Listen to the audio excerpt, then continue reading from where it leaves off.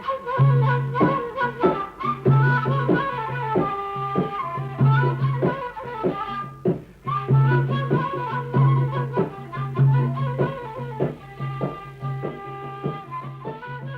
suis né le 12 mai 1932 à Paris.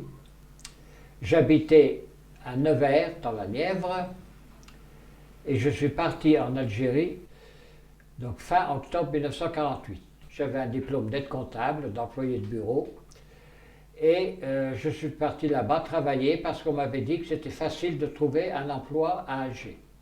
Effectivement, j'ai trouvé très facilement un emploi à Alger, à peine arrivé, donc j'ai travaillé dans une boîte importante, Le Sieur.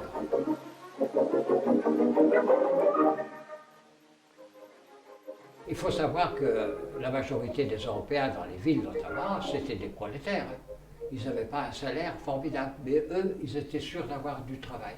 Et il y avait un principe dans une boîte, jamais un musulman ne peut commander un Européen. L'inverse, oui. En principe, tout le monde était à égalité, qu'on soit Européen, Juif ou musulman. Eh bien non, c'était pas comme ça. On prenait d'abord tous les Européens Juifs et après seulement les musulmans. Donc quand il y avait des enfants non scolarisés parce qu'il n'y avait plus de place, c'était tous des musulmans. Et c'était pas écrit ça, mais c'était comme ça. Ce qui était parfaitement illégal. L'éducation n'était pas répandue également. Un enfant musulman avait 12 fois moins de chances d'aller à l'école qu'un enfant européen. Le chômage était élevé pour les musulmans et ceux qui travaillaient étaient mal payés. La solution, immigrer en France métropolitaine. En 1920, ils y étaient 100 000. En 1950, un demi-million. Leur salaire soutenait des familles entières, parfois tout un village. Pour les colons, cependant, la vie était confortable et ils comptaient bien qu'elle le reste.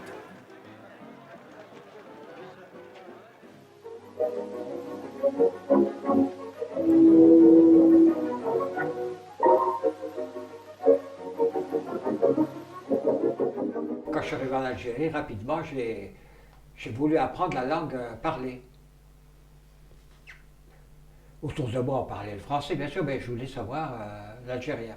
Alors, je suis arrivé devant une librairie européenne où il y avait la langue parlée algérienne. On pouvait apprendre. Bon, formidable. J'ai appris avec un livre, un petit manuel très bien fait, écriture arabe, mais c'est phonétique, de toute façon, l'arabe, c'est pas dur, l'écriture est phonétique. Et donc j'ai appris à parler l'arabe, à me débrouiller en tout cas assez bien en arabe algérien. Bon, pas l'arabe officiel. Et après même, j'ai appris un peu, quand j'allais en Kabylie, pour au moins m'y retrouver, j'ai appris aussi à lire un peu, à comprendre le kabyle.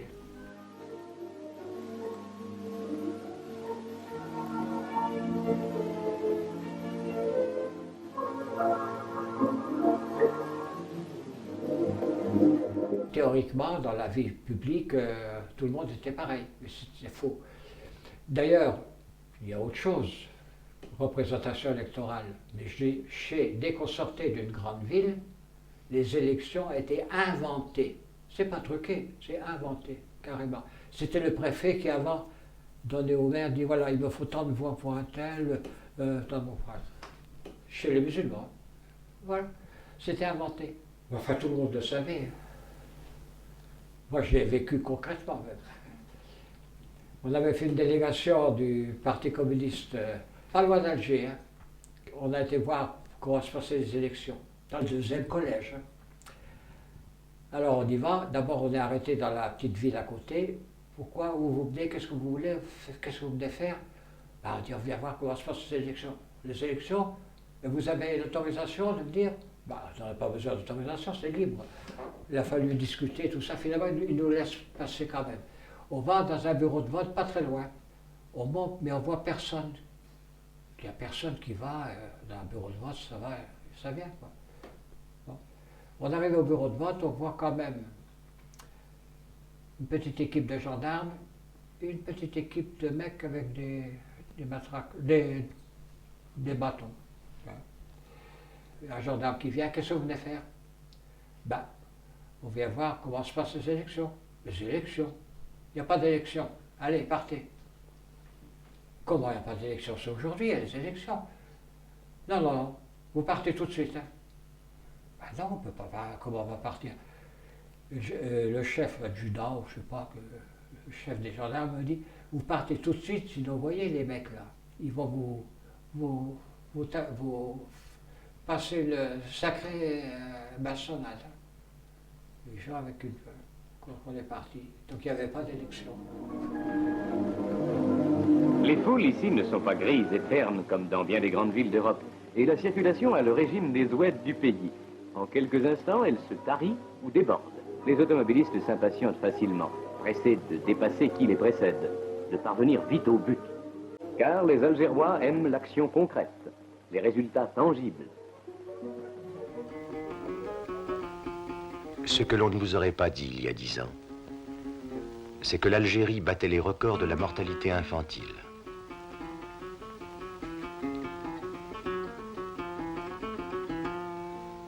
C'est que l'Algérie était un des pays où l'opposition entre la misère et l'aisance était la plus flagrante.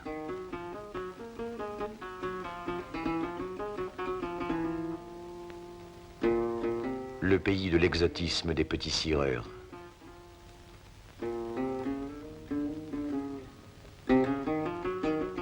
Le pays où l'on préférait faire travailler les gosses de 13 ans dans les mines parce qu'on peut les payer moins cher et qu'on n'a pas besoin de bâtir des écoles. Le pays de la misère. J'étais déjà membre en France du Parti communiste français. Quand je suis en Algérie, évidemment, j'ai adhéré au Parti communiste algérien. Et moi, je participais dans mon quartier à USND. Aujourd'hui, ça fait partie d'Alger. C'est l'agglomération d'Alger, quoi. Je participais aux activités de ma cellule, qui étaient les activités d'un parti communiste ordinaire, quoi. La jeunesse communiste n'existait plus, mais il y avait une organisation de jeunesse qui avait pris la suite, UJDA, Union de la jeunesse démocratique algérienne. Et début 1949, il y avait un meeting à USND, à côté d'Alger, où j'habitais, et les camarades de la section m'ont présenté un certain Maillot, qui était un responsable de la jeunesse. Dès qu'ils m'ont présenté, ils m'ont dit, voilà un copain qui vient de la métropole, c'est Raymond Anon. Ah, il m'a dit, il faut que tu rentres, il faut que tu viennes à l'UJDA. Effectivement, j'étais à l'UJDA. Et comme j'étais aide comptable, que je savais taper à la machine, j'étais un peu le technicien de l'organisation. J'étais membre de la direction, mais c'est moi qui... Je savais me servir de la Ronéo, je pouvais réécrire les articles, vérifier ceci, cela, voilà. Et j'étais donc un des dirigeants de l'Union de la jeunesse. Ce qui me servira plus tard pour recruter des volontaires pour le maquis d'Améliane. Les concours hippiques internationaux sont suivis avec passion par les Algérois élégants.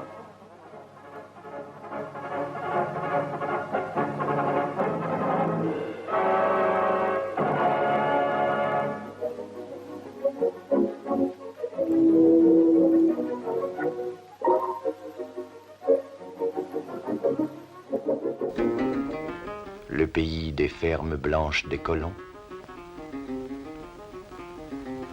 et des masures des fellahs. Le pays de 132 ans de dignité bafouée, de révoltes durement réprimées, de promesses jamais tenues.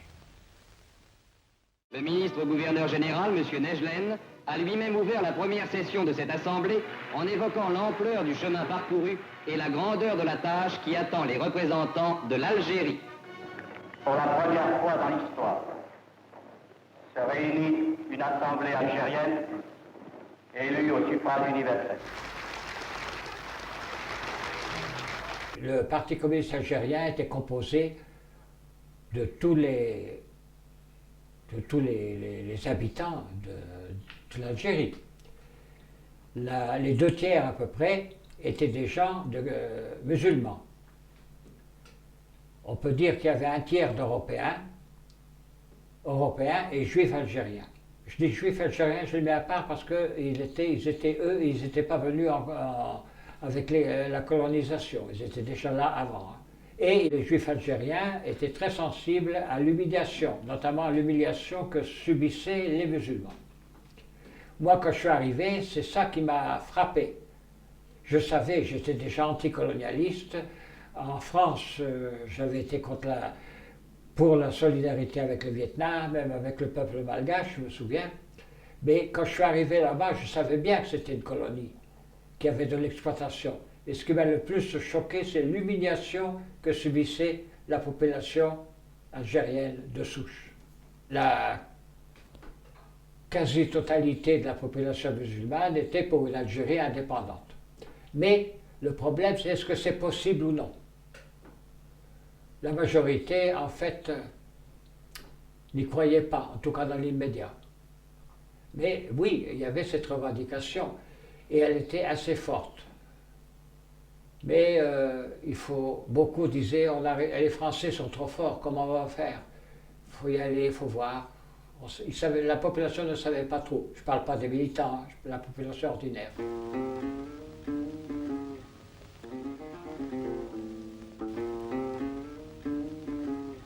En Algérie, il y avait trois partis nationaux, deux partis nationalistes, disons, appelons-le comme ça, et un parti mixte, le Parti communiste algérien. Il n'y avait que trois partis. Un ancien parti fondé en France par Messali Hadj, mais qui avait été interdit, donc qui avait repris un autre nom. Il s'appelait MTLD, Mouvement pour le triomphe des libertés démocratiques. En fait, c'était le PPA. Il y avait un autre parti qui s'appelait l'UDMA, dirigé par un certain Ferhat Abbas, qui lui était pour l'indépendance, mais progressivement. Alors que le MTLD pensait qu'il fallait se battre tout de suite pour l'indépendance complète, totale. Le FLN, c'était une fraction du parti de Messali Hadj. C'était la fraction qui a dit qu'il faut déclencher la lutte armée tout de suite, et qui était liée notamment à l'Égypte. Et Messali Hadj n'était pas d'accord. Théoriquement, il était d'accord. Mais il y avait une troisième fraction importante de dirigeants qui pensaient qu'il fallait mieux lutter de façon pacifique et modifier peu à peu la situation, un peu la position de Ferhat Abbas. Mais c'était le MTLD. Donc le MTLD n'existait plus, il était divisé en trois. Dès que le FLN a lancé la lutte armée, Messali Hadj a changé de position. Il a dit, nous créons nous aussi notre propre lutte armée, voilà. Notamment en France d'ailleurs. Donc il y a eu aussi des maquis de Messali Hadj. Mais le FLN n'a pas accepté ces maquis. Il les a ou obligés à se soumettre ou il les a liquidés.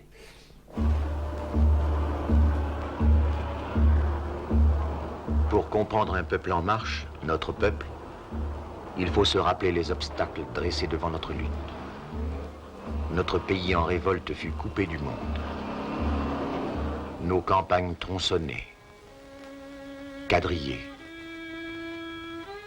découpées.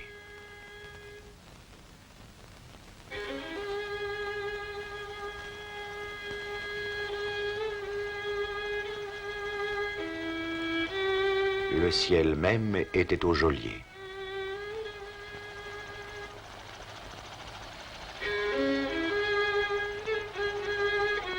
Et sur les montagnes étaient braqués les regards soupçonneux des blocos. Sur nos montagnes, où battait notre cœur, avec ceux qui s'étaient levés avant le jour.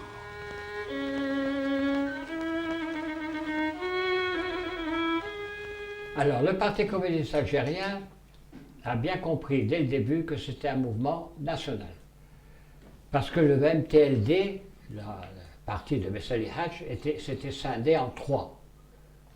Et c'est une des fractions de ce parti qui a déclenché le mouvement de 54. Ça, le Parti communiste algérien le savait. Et il savait que c'était un vrai mouvement national. Contrairement au Parti communiste français d'ailleurs, qui a publié un texte qui a été critiqué à l'époque par les communistes algériens, par la direction, hein, pas officiellement, pas ouvertement, mais qui a été critiqué, c'est un secret de polichinelle, parce que la déclaration du Parti communiste français laissait entendre que ça pouvait être une provocation même. Alors on savait que ce n'était pas du tout ça. Le problème qui se posait, est-ce que la lutte armée va vraiment se développer? Le Parti communiste algérien n'a adopté le mot d'ordre d'indépendance qu'en 1951. Avant, il n'était pas hostile à l'indépendance, mais il disait c'est pas réaliste.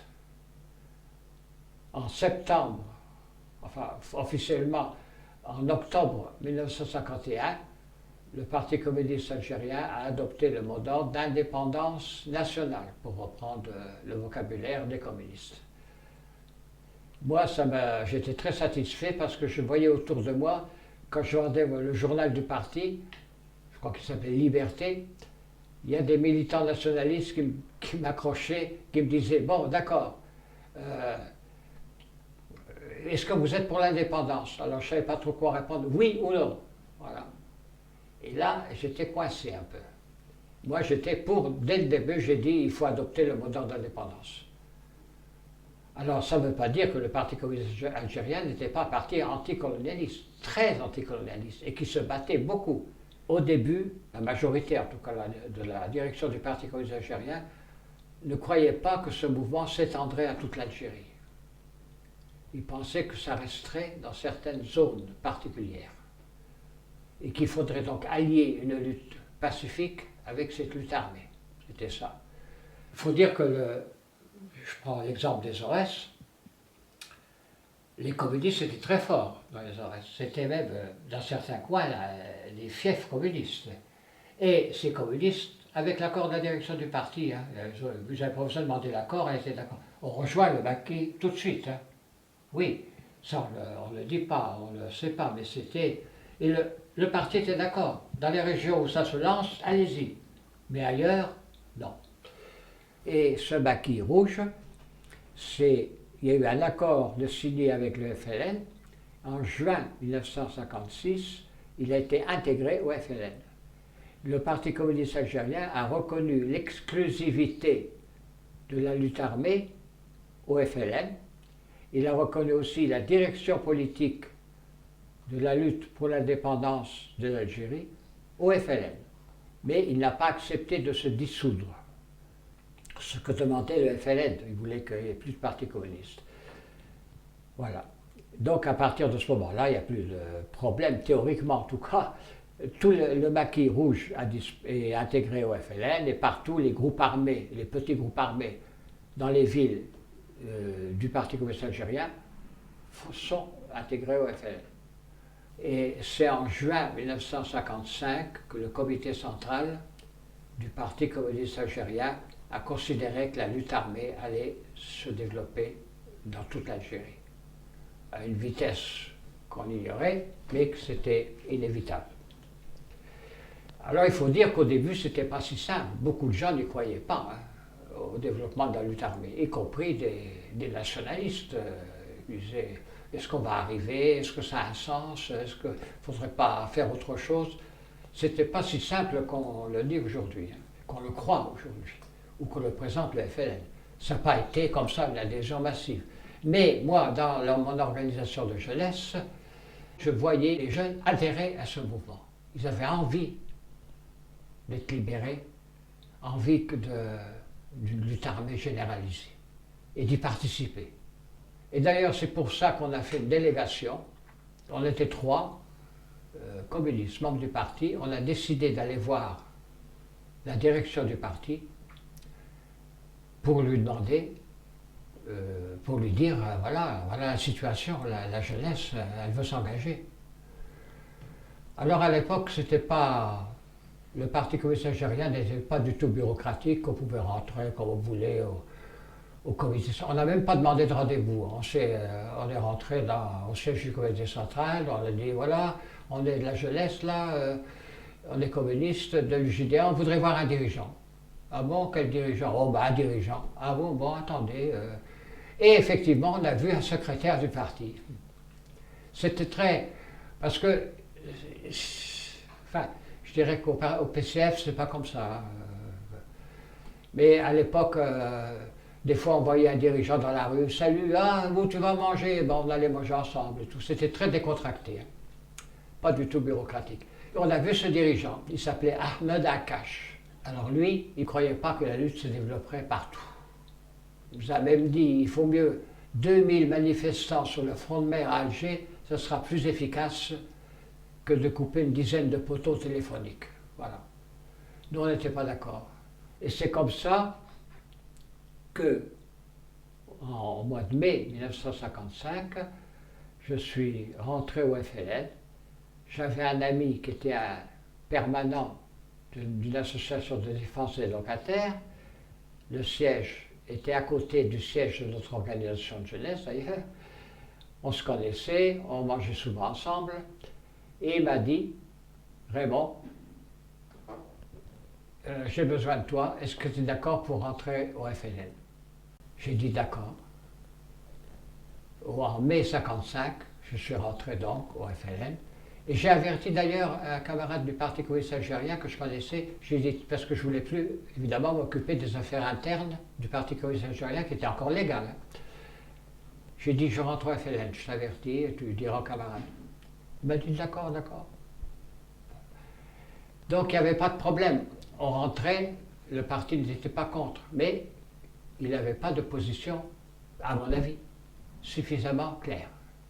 Par contre, peu de temps après, un mois ou deux après, j'ai appris que le Parti communiste algérien avait réuni le comité central en juin 1955 et avait adopté l'idée que la lutte armée se généraliserait. Juin 1955. Donc il a fallu, disons, 7 mois pour que les dirigeants communistes algériens disent oui, ça va généraliser. Voilà. Et ça en était loin encore, la lutte armée était encore, la majeure partie de l'Algérie n'était pas touchée par la lutte armée. Hein.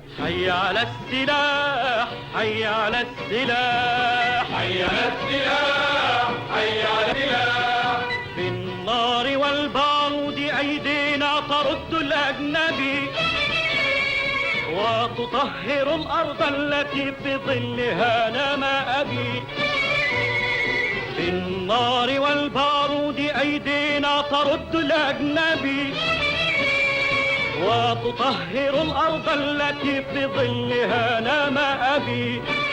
Le camarade qui m'a recruté me dit voilà, on a besoin d'une chose, de jeunes.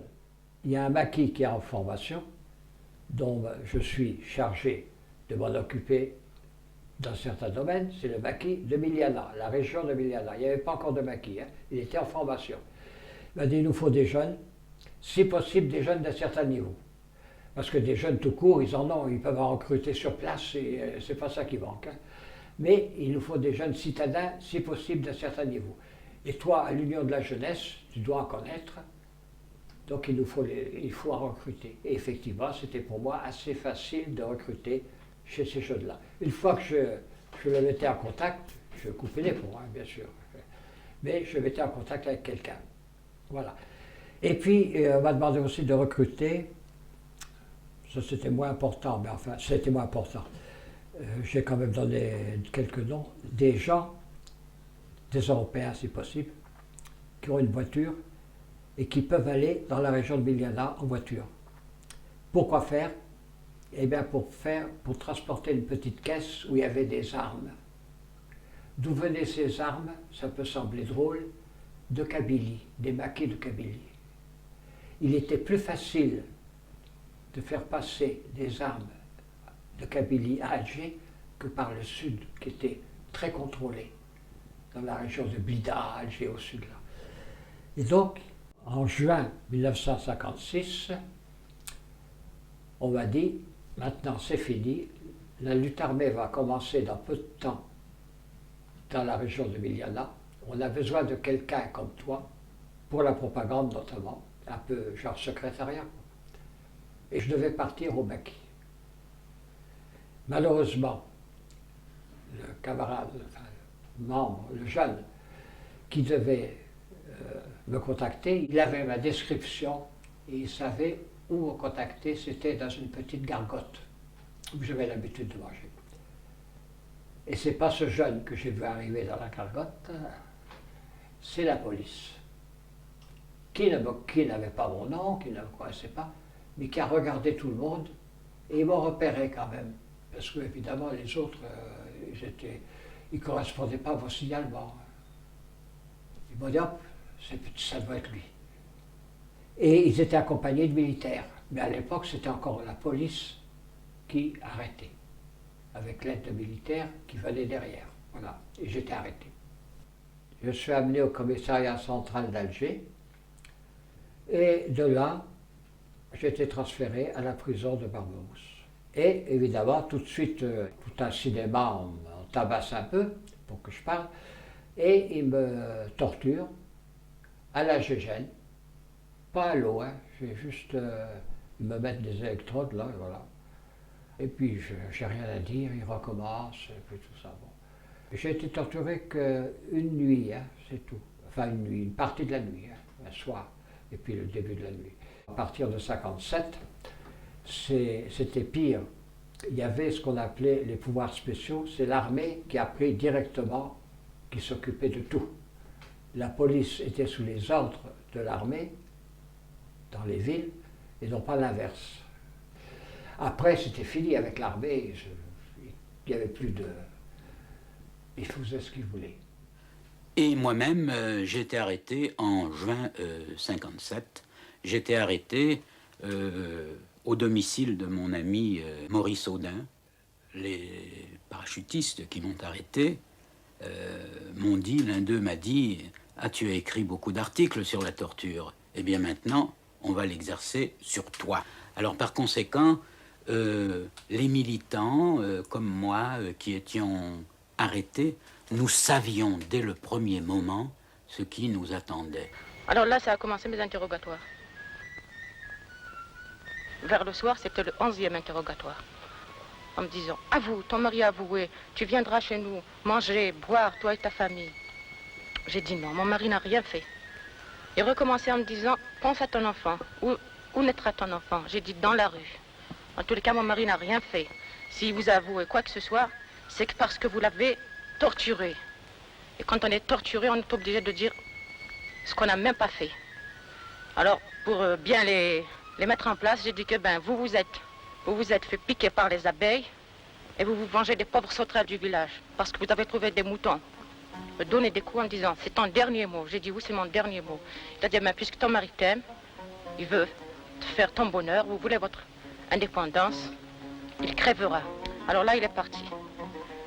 Et tous les jours, il y avait un cadavre dehors, on le tuait et on l'enterrait. Et le dernier jour, on a dit que c'était l'évacuation.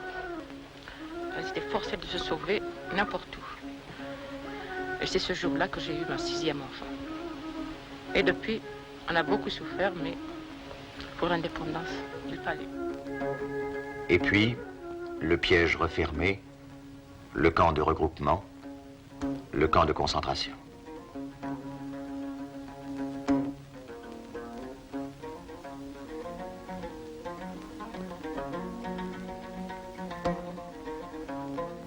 Alors en prison, j'ai demandé s'ils pouvaient me faire venir des livres, et notamment en kabyle. Et il y avait des livres qui paraissaient en kabyle, dans un petit tirage plutôt. Des livres où on raconte des histoires drôles, de la poésie. Alors c'est avec l'alphabet latin. Et donc j'ai commandé des livres et je les ai reçus en prison. Et j'ai donné ces livres-là à lire. Et des gens qui savaient lire, quoi, qui avaient été alphabétisés en français. Et alors ça leur plaisait énormément. C'était la première fois qu'ils lisaient un texte comme ça, en kabyle. Et d'ailleurs aussi en algérien, en arabe algérien.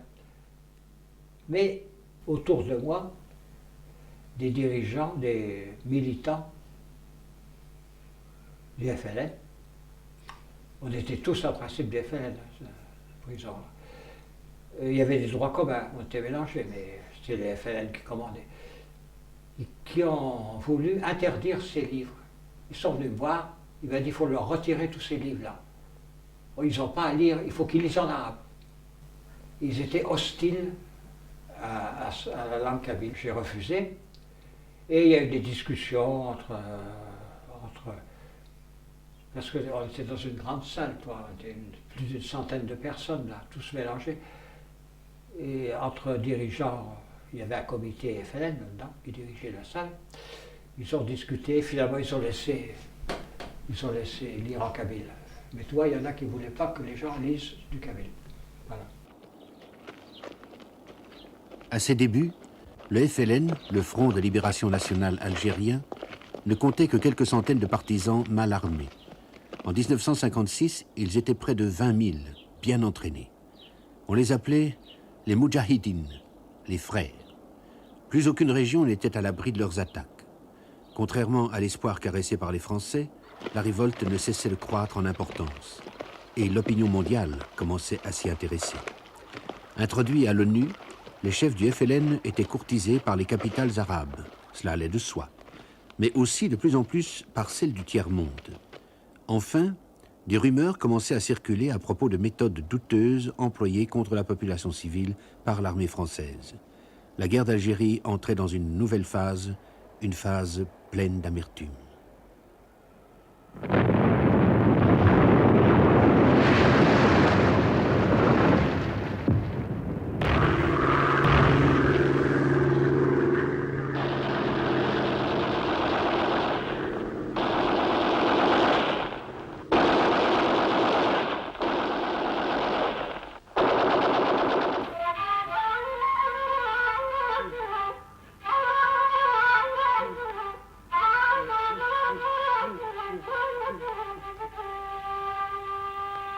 Après, j'ai été jugé, condamné à 3 ans de prison pour atteinte à la sûreté extérieure de l'État. Donc, c'était 3 ans. Quand j'ai fait mes 3 ans, ils m'ont transféré à Lodi pendant 1 an. Donc de 59 à 60, j'étais à Lodi. De 56 à 59, j'étais à Alger, donc à Barberousse. Et à Lodi, j'étais libéré le 18 juin 1960, je me souviens de la date à cause du 18 juin, et expulsé en France. Voilà.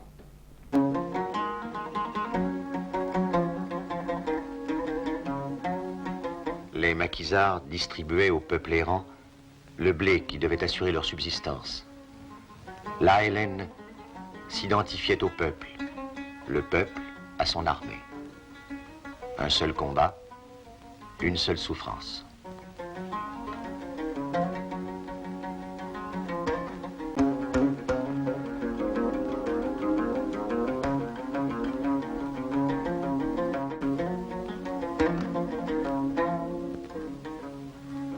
Je suis rentré chez moi à Nevers. J'étais dans une colonie de vacances dans la Nièvre comme moniteur. Et là, j'ai connu quelqu'un qui était de Nanterre. C'était une colonie de vacances pour la ville de Nanterre. Et donc, j'ai contacté, il y avait aussi un autre moniteur qui était d'origine algérienne. Je lui ai raconté un peu ma vie en prison, tout ça. Ah, il m'a dit, faut que si tu veux, je te mets en contact avec mon père. Il m'a dit, il est au FLN. Je lui ai dit, d'accord. Il m'a mis en contact avec son père, qui était un membre du Parti communiste français, mais qui s'était mis sur la touche un peu, et qui était au FLN, et qui recrutait, notamment, il m'a demandé de recruter des gens capables de transférer de l'argent ou autre chose en Belgique, d'héberger, de trouver des lieux d'hébergement pour des militants, des dirigeants du FLN, de la Fédération de France du FLN, qui avaient besoin d'hébergement, clandestin un peu. Et donc je me suis occupé de ça. Je savais que le Parti communiste français n'était pas très favorable à ça, parce que il ne voulait pas que des militants connus surtout aide ouvertement le FLN, mais donc je contactais par l'intermédiaire de chrétiens. Des chrétiens, notamment un prêtre ouvrier qui m'a donné des noms, des gens à contacter, oui. Et puis des anciens du PSU, là. Donc c'est dans ce milieu-là que je trouvais des gens. Une fois qu'ils étaient d'accord, je ne m'occupais plus d'eux, c'était fini. Et il y avait de mauvais rapports entre le PCF et le FLN, parce que le FLN ne voulait pas que le PCF se mêle de cette population. Il voulait avoir l'exclusivité.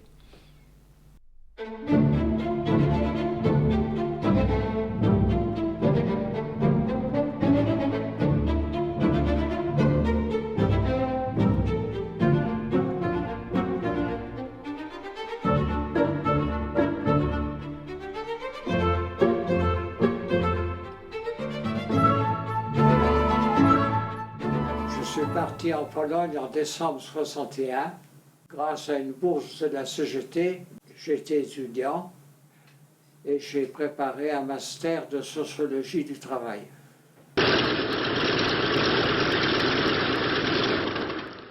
Pour la conférence d'Évian, un avion a amené à Genève les membres de la délégation FLN conduite par M. Belkacem Krim et qui comprend M. Boumengel et Ahmed Francis, qui résument à eux trois toutes les tendances du FLN. Et à sa descente d'avion, M. Belkacem Krim a évoqué le sens général des revendications FLN. Comme nous avons eu l'occasion de le déclarer, l'Algérie veut accéder à la vie internationale sans complexe, avec le désir sincère de coopérer avec tous les peuples et d'apporter sa modeste contribution au progrès humain. Évian, l'hôtel du Parc. La police fait toujours aussi bonne garde. Monsieur Louis Jox, ministre d'État pour les Affaires d'Algérie, chef de la délégation française, arrive le premier. Journalistes et caméras sont parqués à distance respectueuse.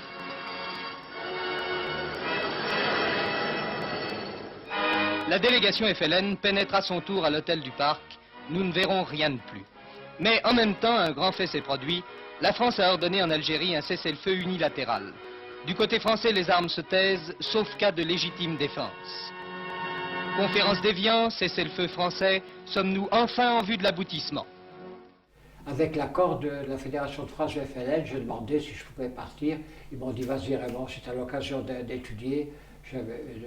Vas-y, la guerre se termine, c'est fini, il y a des négociations. Donc j'ai passé même mon bac en polonais. J'ai appris Racine et Molière, tout ça, en polonais. Bon, c'est pas difficile le polonais.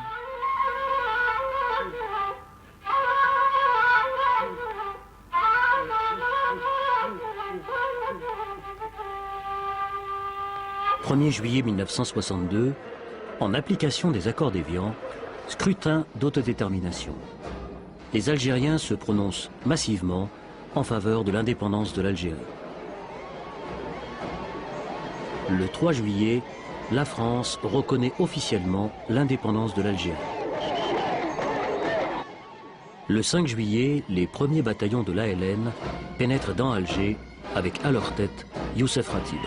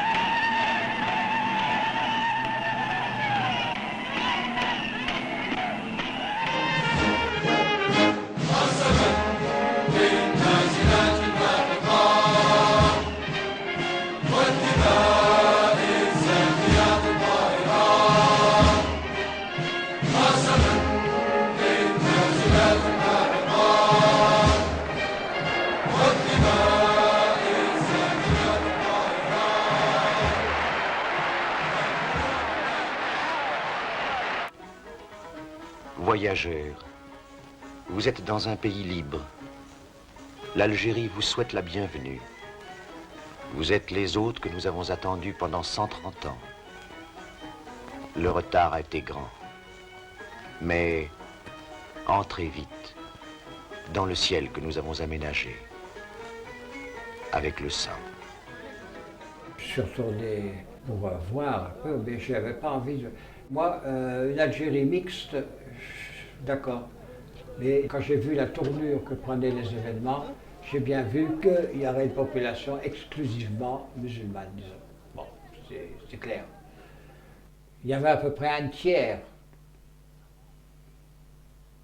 des Européens qui auraient pu rester, qui auraient pu être d'accord. Mais après ce qui s'était passé, après la tournure de la guerre, en dehors de l'OAS même, c'était impossible.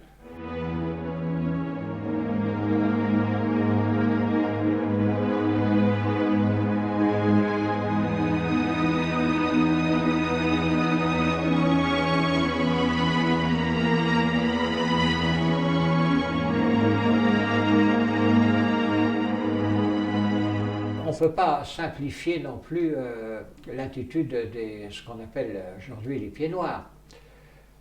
Il faut savoir que le Parti communiste algérien, qui était déjà en 1951 pour l'indépendance de l'Algérie, et qui ne le cachait pas, c'était dans le texte, obtenait chez les Européens 15%, aux dernières élections, il a obtenu quand même 15% des voix. Donc, ce n'était pas si simple que ça. On ne peut pas dire la totalité ou la quasi-totalité des Européens étaient pro-colonialistes. La majorité, oui, c'est clair, avec une forte minorité même extrémiste, qui a soutenu des extrémistes. Mais ce n'est pas la quasi-totalité, loin de là. Je sais bien qu'il y a des problèmes en Algérie graves, mais que l'Algérie soit un pays indépendant, je pense que c'est une bonne chose. C'est aux Algériens maintenant de remuer leurs affaires. Parce que j'étais, comme je disais au début, j'étais très marqué par l'humiliation que subissait, notamment la jeunesse. Parce que la jeunesse supportait moins l'humiliation que les anciens. Les anciens se réfugiaient, donc c'est comme ça, bon, la religion, la famille. Mais les jeunes, des villes notamment, ça les faisait, ça les rendait malades un peu.